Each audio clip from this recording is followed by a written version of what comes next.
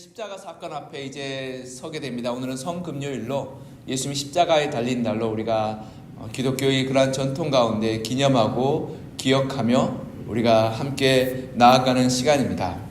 우리가 십자가 사건을 조명해 볼 때 십자가의 사건으로 나아가는 많은 길들 가운데 여러 사람들이 있음을 발견하게 됩니다. 그런데 놀랍게도 일주일 전에 호산나 주여 우리를 구원하소서라고 외치던 그 군중들, 예루살렘에서 수많은 군중들이 예수님의 구원을 바라고 소리치고 환영하며 환대했던 그 군중들이 일주일 만에 놀랍게도 손바닥 뒤집듯이 예수를 못 박으라 소리치고 돌을 던지며 침을 뱉고 모욕하고 조롱하는 그 무리들로 뒤바뀌게 됨을 보게 됩니다. 이 사실 앞에서 좀 당황하고 어떻게 사람이 그럴 수가 있냐, 어떻게 인면수심으로 그 전에는 며칠 전에는 환영하고 환대하며 칭찬하던 그 무리들이 어떻게 그를 예수님을 조롱하고 모욕하고 그리고 돌을 던지며 침을 뱉을 수가 있나 하는 의아한 마음이 들기도 합니다. 어떻게 이렇게 손바닥 뒤집듯이 그 수많은 이 수백 명 수천 명의 무리들이 그렇게 예수님을 배척하고 외면할 수 있는가라는 이러한 궁금증이 들기도 합니다. 어떻게 그렇게 사람이 하루아침에 뒤바뀔 수 있을까? 근데 우리가 십자가의 사건 앞에서 십자가란 그 의미를 집중해 볼 때 우리는 그 이유와 그 의미를 발견할 수 있게 됩니다. 이 십자가란 것은 현대에서 십자가의 의미는 기독교의 상징으로 받아들여지고 있습니다. 십자가는 예수님께서 달리신 그러한 의미로 특별한 감동과 그리고 우리 가운데 신앙의 상징으로 남아있죠. 그래서 십자가를 우리가 교회에도 붙이고 또한 우리 본당에도 십자가를 설치해 놓고 있습니다. 그래서 우리가 십자가를 볼 때마다 감격과 감동을 누리고 그리고 고백하게 됩니다. 그런데 1세기 2000년 전으로 돌아가면 이 십자가라는 의미가 우리와는 사뭇 다르게 사람들에게 전해지고 느껴졌습니다. 로마 치하에서 십자가형 굉장히 특별한 의미를 가지고 있었습니다. 로마의 법에 따르면 이 사형 제도가 여러 가지가 있었는데요. 목을 베는 사형, 그리고 화형하는 사형, 짐승에게 바치는 사형, 그리고 또한 십자가의 사형이 있었는데 특별히 십자가의 사형은 반역자들에게 내리는 형량이었습니다. 일반적으로 이 로마 시민권자들이 사형을 당할 때는 목을 베어 죽였습니다. 왜냐하면 그것이 가장 빠르고 가장 고통이 덜하며 그리고 가장 이 자비로운 형으로 인식되었습니다. 그래서 자비를 베풀어서 바로 목을 베어 죽였던 것입니다. 그에 비해서 다른 형들은 좀 더 잔인하고 좀 더 고통스러운데 그 중에 가장 잔인하고 고통스러웠던 형벌이 바로 십자가의 형벌이었습니다. 그래서 십자가의 형벌은 이 로마 제국의 반란을 일으키는 자에게 내려지는 형벌이었습니다. 십자가는 이 로마인들의 표현을 빌리면 저주받아 마땅한 짐승이었으며 십자가는 가장 역겹고 혐오스럽고 더럽고 악취가 나며 구역질 나는 의도로 만들어졌던 형벌이었습니다. 그래서 어느 학자는 패션 오브 크라이스트의 그런 멜 깁슨이 만든 그 영화에서도 십자가의 그런 고통스럽고 잔인한 장면을 제대로 살려내지 못하고 있다라고. 오히려 패션 오브 크라이스트 보면 채찍질이 오히려 혐오스럽고 고통스럽게 나타나지 십자가의 장면은 그냥 달려서 있는 장면으로만 나타나 있다라고 말합니다. 그러나 십자가의 죽음은 이 죽음에 이르는 과정이 아주 천천히 점진적으로 이루어집니다. 십자가는 일반적으로 성 밖에 매달려 올렸기 때문에 성을 사는 모든 사람들과 성을 오가는 모든 사람들이 그 장면을 보았던 형벌입니다. 그래서 로마 제국의 병사들은 십자가의 사람을 매달므로 말미암아서 모두가 그 끔찍한 죽음을 보게 하였고 두려움과 공포에 떨게 했습니다. 십자가의 이 죽음은 이 옷을 싹 다 벗겨서 매달아 놓습니다. 그래서 인간의 존엄이라는 것을 볼 수 없습니다. 보통 며칠에서 일주일 동안 그 위에서 생존해 있었습니다. 그래서 그 위에서 울부짖고 그리고 소리치고 그리고 나중에 죽여달라고 애원하는 그러한 고통스러운 질병이었습니다. 여러분 올라가서 못이 박혀 있으니까 이 사람이 극한 스트레스가 나오면 온갖 오물이 다 쏟아지는데 그 오물을 벌거벗은 상태에서 그 십자가 위에서 다 쏟아내야 됐습니다. 그러니 수치스럽고 그리고 굉장히 모욕적인 형벌이었습니다. 죽어가면서 나의 자신의 이 인간으로서의 존엄도 지키지 못하고 그것을 온갖 오물과 온갖 피와 그리고 모든 것을 다 쏟아내면서 점점점 죽어가고 있었던 겁니다. 그리고 그곳에서 고통에 찬 신음과 소리를 지르며 며칠간 울부짖고 며칠간 소리 지르며 나중에는 미쳐서 그리고 정신을 놓아버리는 형벌이 바로 십자가의 형벌이었습니다.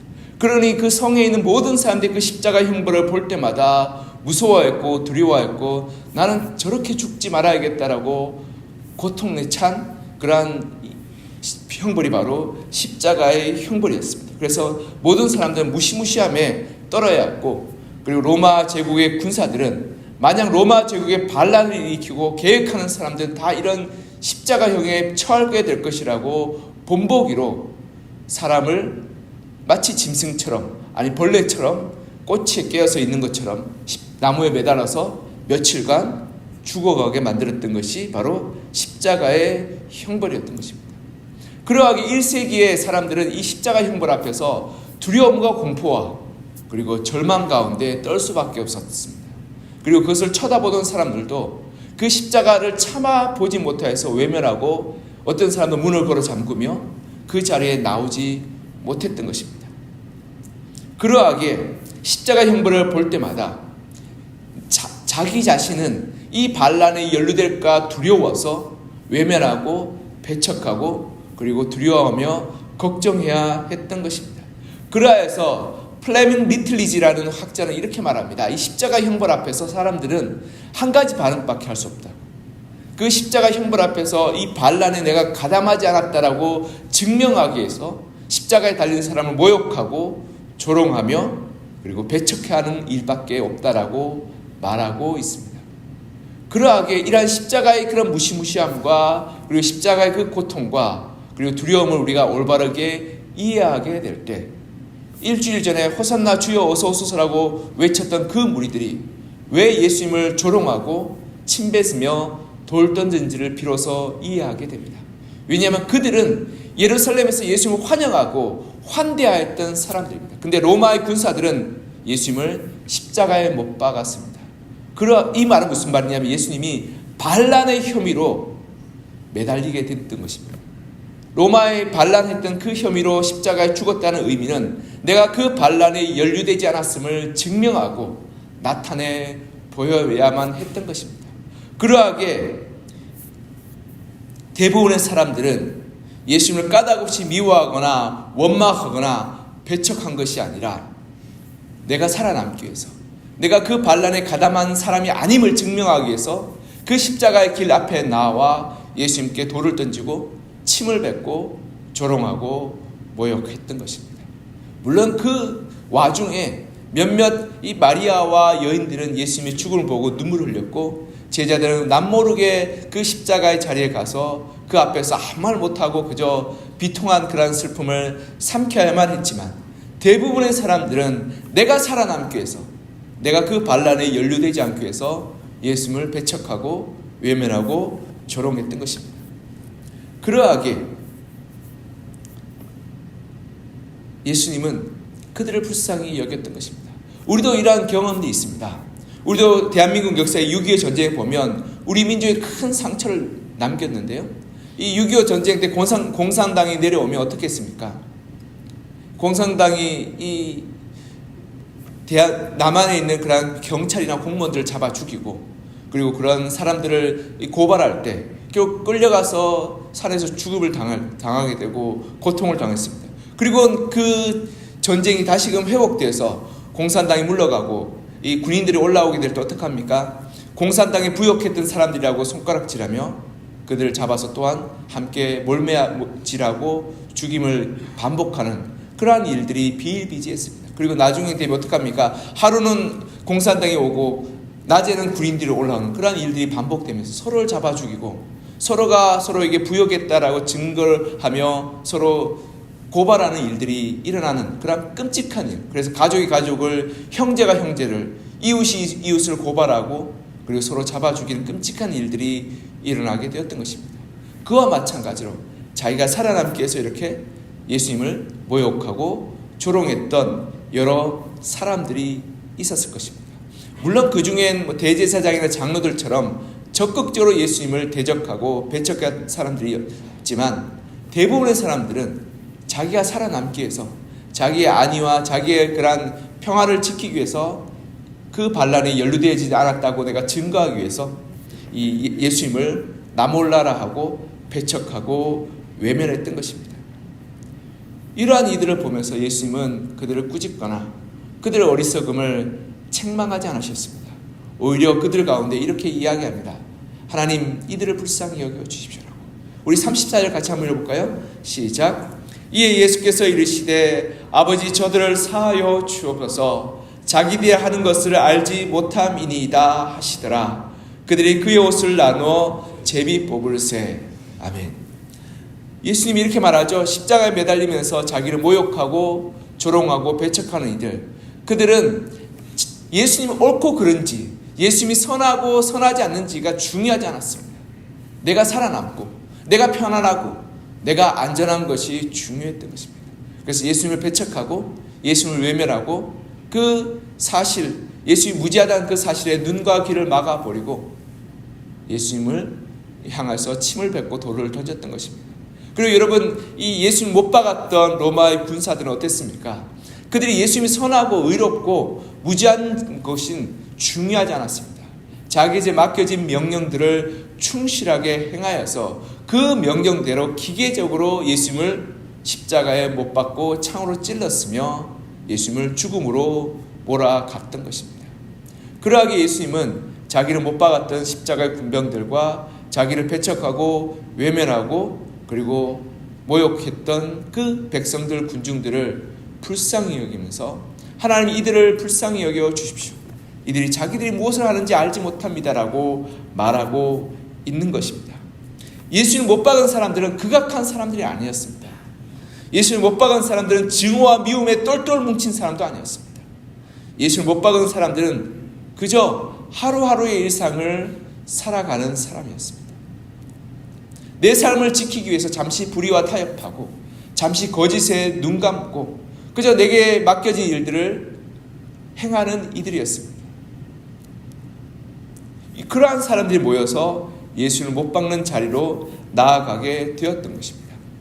한나 아렌트라고 정치 철학자가 있는데, 그 정치 철학자가 쓴, 한나 아렌트라는 이 여인이 쓴 이 예루살렘의 아히만이라는 책이 있습니다. 그 책을 보면 이 아히만이라는 사람의 그러한 이 예루살렘에서 재판 과정이 나옵니다. 이 아히만이라는 사람이 누구냐면 이 유대인들을 한 1,000만 명 이 가스술로 보냈던 사람이었습니다. 얼마나 성실하게 일했든지 끊임없이 유대인들을 발굴하고 색출해서 이 가스실로 보내서 약 1,000만 명을 유대인들을 죽이기는 그러한 일에 가담하고 동조하였던 사람이 바로 이 아히만이라는 사람입니다. 근데 예루살렘에서 이 아히만이라는 사람이 전범 재판이 일어나게 되는데 이 한나 아렌트가 그 자리에 참석하게 됩니다. 그리고 재판 과정을 쭉 쳐다보는데 그 아히만이라는 사람이 이렇게 고백합니다. 나는 이 나치, 이 독일이란 나라의 이 나치 총통이 말했던 그 명령을 성실하게 수행했던 공무원일 뿐이더라. 나는 내게 맡겨진 일들을 최선을 다해서 성실하게 열심히 살았던 사람이다. 그러하기에 여러분들이 나를 판단하거나 나를 죄를 물을 자격이 없다라고 이야기합니다. 그리고 더 나아가 아히만은 가정에서 굉장히 충실한 사람이고 그는 자녀도 많았고 아내를 사랑했으며 그리고 자녀들을 그리고 가족을 잘 돌보았던 그런 성실하고 그리고 따뜻한 가장이었다라고 밝히고 있습니다. 그러면서 한나 아렌트는 그 장면을 보면서 이 경악하면서 악의 평범성에 대해서 말합니다. 악은 도깨비 뿔처럼 달려있고 그리고 무시무시한 그리고 증오와 미움과 원망으로 번복되는 사람이 아니라 평범하게 나의 일들을 행하며 그리고 나의 삶을 살아가는 사람들 가운데 있다라고 그는 기록하고 있는 것을 보게 됩니다. 여러분, 저는 이 말씀을 묵상하면서 저도 예수를 못 박는 사람 중에 하나이구나라는 생각이 들었습니다. 나도 그들처럼 일상을 살아가며 내가 해야 될 일들을 고민하지 않고 이것이 올바른 길인지 이것이 선한 길인지 이것이 진리인지를 고민하지 않고 그저 내게 주어진 대로 살아가는 삶을 살았던 자신임을 발견하게 됩니다. 그리고 잠시 나의 평안과 나의 안전과 나의 유익을 위해서 잠시 불의에 눈 감고 잠시 거짓에 눈 감고 그들처럼 손해보고 의를 지키기 위해서 싸우기보다는 침묵하고 돌아섰던 사람임을 깨닫게 됩니다. 이러한 사람들이 바로 예수님을 못 박았던 군병들이었고 예수님을 못 박았던 군중들이었습니다. 예수님은 이들을 향해서 십자가에서 이렇게 말씀합니다. 아버지, 저들을 사하여 주시옵소서. 저들이 무엇을 하는지 알지 못합니다. 저들이 하는 것을 알지 못합니다. 내가 날마다 나의 삶 가운데 예수를 못 박는 그러한 죄인임을, 그 못 박는 데 동참했던 그 죄인임을 비로소 깨닫게 됩니다. 그럼에도 불구하고 예수님은 우리를 불쌍히 여기시고 우리를 용서하여 주시며 우리의 허물을 알지 못해서 한 것이라고 덮어주시고 있는 것입니다. 나는 예수님을 못 박았는데 예수님 나를 긍휼로 사랑으로 용서해 주시고 불러주시며 우리의 불의함을 꾸짖거나 책망하지 않고 그 대신 그 위에서 피를 흘리며 죽으셨습니다.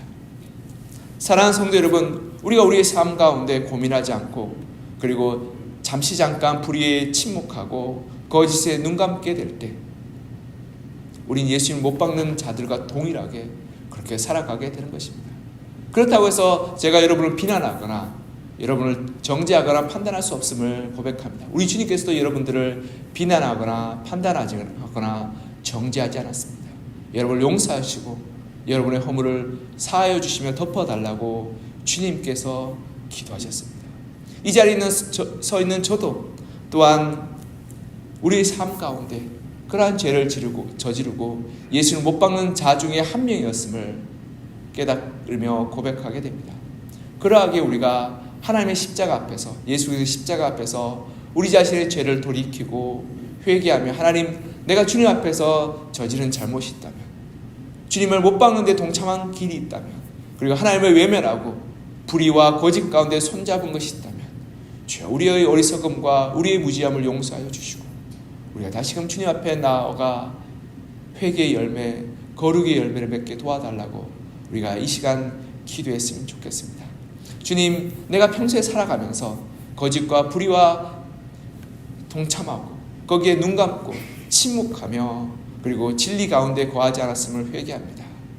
하나님, 이 십자가 앞에서 회개하고 돌이키오니 우리의 죄를 용서해 주시고 우리의 불의를 사하여 주시며 우리가 다시금 주님의 은혜 가운데 나아갈 수 있도록 주여 도우시고 역사하여 주십시오라고 고백하며 회개의 열매를 맺는 여러분과 저가 되기를 시장 간절히 소망하며 축복합니다.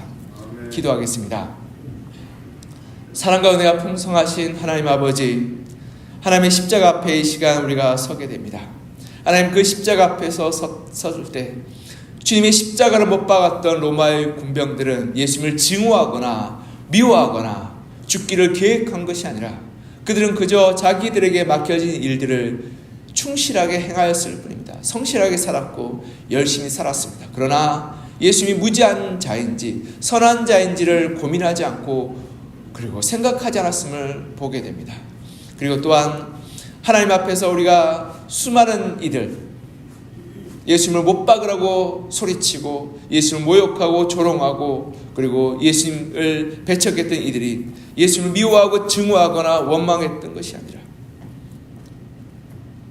그들이 그저 자기의 삶을 살기 위해서, 자기의 안전을 지키기 위해서, 반란에 연루되지 않아 자기의 평안함을 지키고 가정을 지키기 위해서 거짓에 눈 감고 불의에 눈 감았던 것뿐임을 보게 됩니다.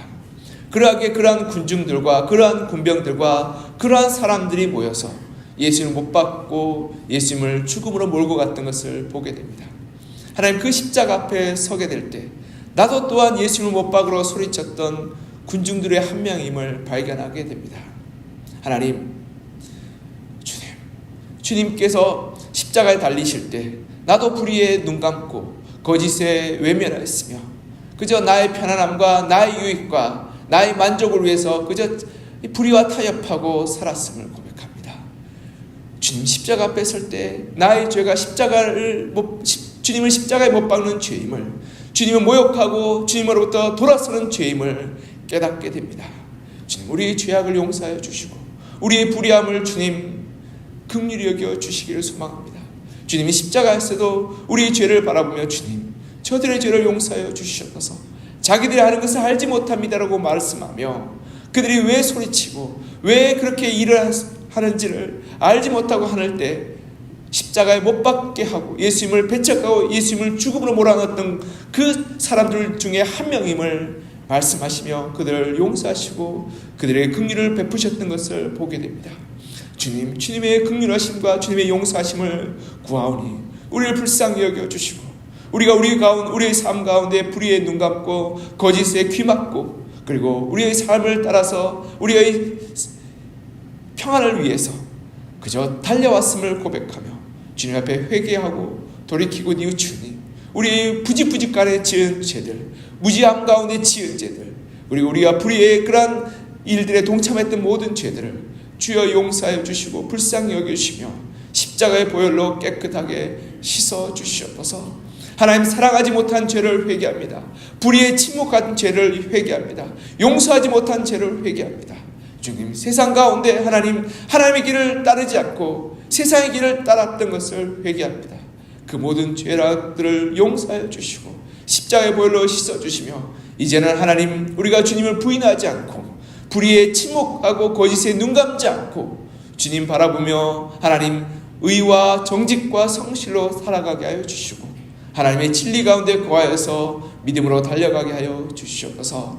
하나님 그래서 십자가의 가운데 우리가 날마다 서서 우리 죄를 자복하고 회개하여 하나님 앞에 뉘우치게 도와주시고 그래서 우리가 마땅히 사랑해야 될 이들을 사랑하고 용서해야 될 이들을 용서하고 하나님 의에 대해서 우리가 올바르게 굳게 서 있으며 진실 가운데 우리가 살아서 거짓을 외면하고 불의를 증오하며 미워하고 오직 하나님의 의 가운데 서 나가는 거룩한 주의 자녀의 삶으로 살아가게 도와주옵소서. 하나님 이 새벽에 주님 앞에 나와 십자가를 바라보는 성도님 한 분 한 분 가운데 십자가의 은혜로 충만케 하여 주시고 십자가의 그 사랑과 은혜로 말미암아 회복과 구원과 치유의 역사가 나타나게 도와주옵소서. 우리 십자가의 보혈의 피로 우리를 씻어주시고 깨끗하게 하여 주시길 간절히 소망하며 살아계신 우리 주 예수 그리스도의 이름으로 기도합니다. 아멘.